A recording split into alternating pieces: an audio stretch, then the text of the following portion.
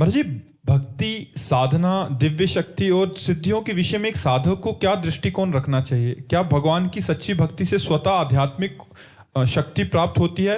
ये शक्ति और सिद्धियों के पीछे भागना साधक को उसके लक्ष्य से भटका देता है? हाँ, भटका देना। सिद्धियों के पीछे भागना अपने जीवन की कमाई हुई अध्यात्म शक्ति को खो देना है।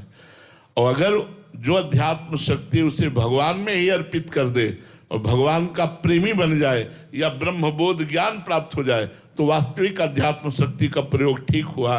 नहीं तो रिद्धि सिद्धि पेरे बहुआई, बुद्धि लोभ दिखावे भाई, होए बुद्धि जो परम सयानी, तीन तन चितई ना नहीं जानी। जो रिद्धियां सिद्धियां हैं ये प्रलोभन करके जीव को सच्चे मार्ग से हटाकर माया में फंसा देती है।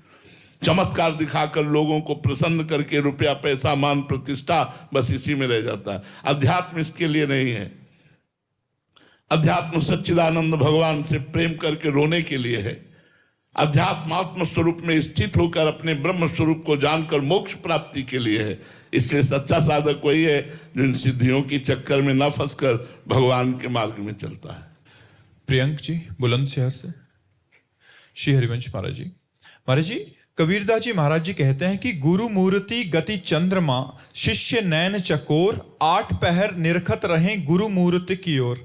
महाराज जी, इस दोहे का वास्तविक अर्थ क्या है? हम कैसे अपने गुरुदेव को 8 पहर निहार सकते हैं? गुरु मंत्र, जो गुरु जी ने गुरु मंत्र दिया है, गुरु जी ने जो नाम दिया है, उस नाम का 8 पहर हम चिंतन करें तो गुरु जी ने दिया है, गुरु स्वरूप है। इसलिए मंत्र का चिंतन ही 8 पहर। गुरुमुख चंद्र का चकोर होता है वो शिष्य जो हर समय सुमिरन परायण होता है।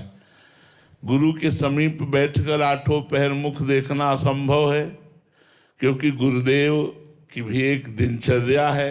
गुरुदेव घंटा 2 घंटा हमारे सामने रह सकते हैं, लेकिन 8 पहर में उनको देखता रहूं तो गुरुदेव का जो स्वरूप गुरुमंत्र है, गुरु केवल मनुष्य शरीर में ही नहीं है।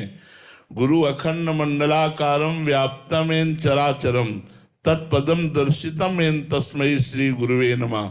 जो चराचर जगत में अखंड मंडल में व्याप्त गुरुदेव भगवान है वो परमात्मा है, और वो परमात्मा मंत्र स्वरूप है। अगर हम निरंतर मंत्र का ध्यान करते हुए 8 पहर जप कर रहे तो हम ऐसे शिष्य हैं जो 8 पहर चकोर की भांति अपने गुरु के श्री मुखचंद्र को देख रहे हैं।